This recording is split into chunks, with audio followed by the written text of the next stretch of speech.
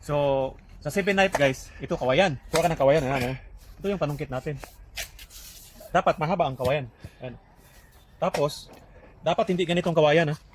Hindi ganito oh. Manipis to eh. Merong isang kawayan na maganda, matibay. Yun ang gamitin natin. Tapos, ayan oh, may kanal oh. Kakanalan lang yan oh. Bibiyakin sa gitna. Ayan oh. 7 knife.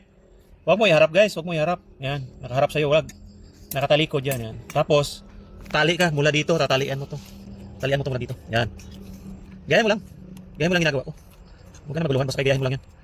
Tapos, isusuksok mo. Suksok mo siya sa kawayan. Yun ang pinakamatibay. Yan. Hanggang dyan lang siya.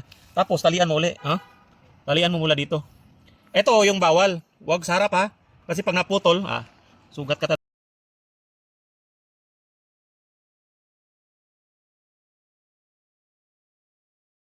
Okay na. Oh, so ano ang purpose ng 7 knife? Ayan oh. Ito yung mga panungkit natin, no? Panungkit sa mga matataas doon. Yan. Tutulan natin siya, oh, di ba? Pwede rin ako ito, tingnan mo. Oh. Di ba? Yan ang purpose ng 7 knife. Kaya kailangan mo talaga to. Tapos, pang ano siya. Diba? Panungkit siya sa taas eh. Panungkit. Kaya 7 knife. Yun na.